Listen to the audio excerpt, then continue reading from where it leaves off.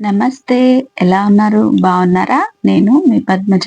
ఈరోజు నేను మీకు ఈ వీడియోలో హైదరాబాదీ స్పెషల్ బగారా బైంగన్ రెసిపీని చూపిస్తాను. హైదరాబాద్ పెళ్లిళ్లలో, దావత్లలో వడ్డించే గుమగుమలాడుతూ చిక్కటి గ్రేవీ తోటి ఎంతో రుచిగా ఉండే ఈ బగారా బైంగన్ రెసిపీని బగారన్నం, జీరా రైస్, కొత్తిమీర రైస్, చపాతీ, పుల్కా, రోటీ దేంతో అయినా సరే ఎంజాయ్ చేయొచ్చు. ఈ టేస్టీ గుత్తి వంకాయ కర్రీని మనం ఇంట్లో ఈజీగా ఎలా తయారు చేసుకోవాలో చూద్దాము. ముందుగా ఒక 60 గ్రాముల చింతపండుని వేడి నీళ్లు పోసేసి ఒక 15 నిమిషాలు నానబెట్టుకొని దాన్ని చిక్కటి గుజ్జు తీసుకొని రెడీగా పక్కన ఉంచండి.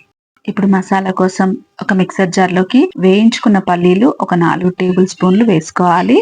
వేయించుకున్న నువ్వులు ఒక 5 టేబుల్ స్పూన్లు వేసుకోవాలి. 50 గ్రాములు ఎండు కొబ్బరిని కూడా లైట్ గా వేయించుకొని వేసుకోవాలి. ఒక టేబుల్ స్పూన్ ధనియాలు, ఒక టేబుల్ స్పూన్ జీలకర్రను కూడా వేయించుకొని వేసుకోవాలి. ఒక టేబుల్ స్పూన్ గసాలు కూడా వేసుకోవాలి.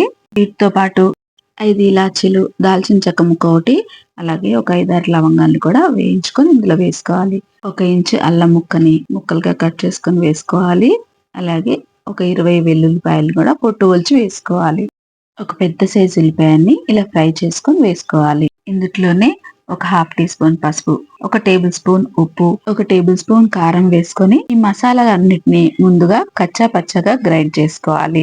ఇలా గ్రైండ్ చేసుకున్న తర్వాత ఇప్పుడు ఇందులోకి ముందుగా మనం నానబెట్టి గుజ్జు తీసుకొని పెట్టుకున్న చింతపండు పులుసుని ఇందులో పోసుకొని కావాల్సిన నీళ్లు పోసుకొని దీన్ని మెత్తగా గ్రైండ్ చేసుకోవాలి. ఇలా గ్రైండ్ చేసుకున్న మసాలా పేస్ట్ ని రెడీగా పక్కన ఉంచండి. 1/2 కేజీ వంకాయలకి ఈ మసాలా అంతా కరెక్ట్ గా సరిపోతుంది. ఒక 1/2 కేజీ వంకాయల్ని శుభ్రంగా కడిగేసుకొని ఇలా ఘాట్లు పెట్టేసుకొని ఉప్పు నీళ్ళల్లో వేసి రెడీగా పక్కన ఉంచండి. ఇప్పుడు బగారా బెంగన్ వండుకోవడం కోసం ఒక వెడల్పాటి గిన్నెని స్టవ్ మీద పెట్టేసుకొని అందులోకి 1/2 కప్పు దాకా నూనె వేసుకోండి. ఈ కర్రీలోకి కొంచెం నూనె ఎక్కువ పడుతుంది. నూనె బాగా వేడైన తర్వాత వంకాయలని నీళ్ళలోంచి తీసి గట్టిగా పిండేసి వంకాయలన్నిటిని వేపుకోవాలి. వంకాయలు నూనెలోనే 100% మగ్గిపోకూడదండి. 50% మాత్రమే వంకాయలు ఇందులో మగ్గాలి. స్టవ్ ని మీడియం ఫ్లేమ్ లో పెట్టుకొని వంకాయల్ని దూరగా మగ్గనివ్వండి. వంకాయలు ఇంకొక 50% మసాలాతో మగ్గిపోతాయి. ఒక 5-6 నిమిషాలకి వంకాయలన్నీ కూడా ఇలా దూరగా మగ్గిపోగానే వీటన్నిటిని తీసి పక్కన ఉంచండి. ఇప్పుడు ఇదే ఆయిల్లోకి 1/2 టీ స్పూన్ మెంతులు, 1/2 టీ స్పూన్ కలౌంజీ సీడ్స్ అంటే ఉల్లిపాయ విత్తనాలు, ఒక 1/2 టీ స్పూన్ సాజీరా, 1/2 టీ స్పూన్ ఆవాలు, అలాగే ఒక 2 రెమ్మలు కరివేపాకు వేసుకొని ఈ తాలింపుని దూరగా వేయించుకోవాలి.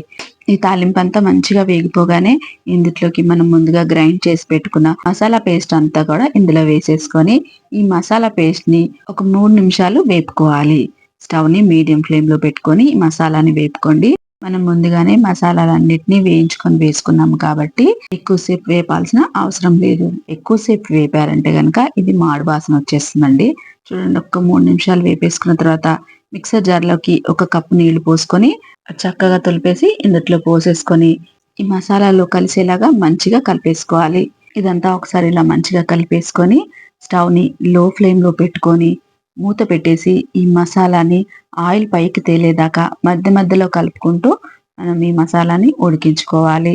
ఈ మసాలా ఆయిల్ పైకి తేలి మంచిగా మగ్గడానికి కనీసం 6 నుంచి 8 నిమిషాలు టైం పడుతుంది. ఒక 8 నిమిషాల తర్వాత మూత తీసి చూద్దాము. చూడండి, మసాలా మంచిగా మగ్గిపోయి ఆయిల్ అంతా ఇలా పైకి వచ్చేసింది. మీకు మసాలా వేగిందని ఎలా తెలుస్తుందంటే ఒకటి మీరు వాసన చూసి తెలుసుకోవచ్చు, లేదంటే మసాలా నూకలాగా కనిపిస్తుంది. ఇలా చక్కగా వేగిపోయిన ఈ మసాలాని ఒకసారి అంతా మంచిగా కలిపేసుకొని ముందుగా మనం వేయించి పెట్టుకున్న వంకాయలన్నీ కూడా ఈ మసాలాలలోకి వేసుకొని వంకాయలకి ఈ మసాలా అంతా బాగా పట్టేలాగా కలిపేసుకోవాలి. ఇలా కలిపేసుకున్న తర్వాత కర్రీలో గ్రేవీ కోసం 1 కప్పు నీళ్లను పోసుకోవాలి. ముందు 1 కప్పు నీళ్లు పోసుకొని ఇదంతా కలిసేలా కలుపుకొని అవసరమైతే ఇంకొక కప్పు నీళ్లు కూడా పోసుకోండి. మీ గ్రేవీ ఎంత చిక్కగా ఉండాలో చూసుకొని ఆ తర్వాత నీళ్లను పోసుకోండి. ముందుగానే ఎక్కువ నీళ్లు పోసేస్తే నీళ్ళన్నీ మగ్గడానికి చాలా టైం పడుతుంది. అందుకని మీకు కావాల్సిన నీళ్లు మాత్రమే పోసుకోండి. నేను ఇంకొక 1/2 కప్పు నీళ్లను పోస్తున్నాను. నీళ్లు పోసిన తర్వాత ఇదంతా కలిసేలాగా ఒకసారి మంచిగా కలిపేసుకొని ఈ టైంలో మీరు ఒకసారి ఉప్పు కారం చెక్ చేసుకోండి. మీకు కనుక ఉప్పు కారం తగ్గిందనిపిస్తే మీ రుచికి సరిపడా ఉప్పుని కారాన్ని అడ్జస్ట్ చేసుకోండి. నాకైతే ఉప్పు పులుపు కారం అన్ని కరెక్ట్ గా సరిపోయాయి. ఇప్పుడు మూత పెట్టేసి స్టవ్ ని లో ఫ్లేమ్ లో పెట్టుకొని ఒక 3 నిమిషాలు ఈ కర్రీని మగ్గించుకోవాలి. చూడండి, 3 నిమిషాల తర్వాత మూత తీయగానే గుమగుమలాడుతూ ఆయిల్ అంతా పైకి తెలి బగారా బైంగన్ రెడీ అయిపోయింది. ఇప్పుడు ఇంకా చివర్లో సన్నగా తరిగిన కొత్తిమీర వేసుకొని పైనుంచి ఒక 4 పచ్చిమిర్చిని ఇలా ఘాట్లు పెట్టుకొని వేసేసుకొని ఇదంతా కలిసేలాగా ఒక్కసారి కలిపేసుకొని స్టవ్ ఆఫ్ చేసుకున్నామంటే మన Hyderabadi special bagara baingan curry ready. చూడండి, వంకాయలు కూడా చక్కగా మగ్గిపోయాయి. అలాగే గ్రేవీ కన్సిస్టెన్సీ కూడా చూపిస్తాను చూడండి.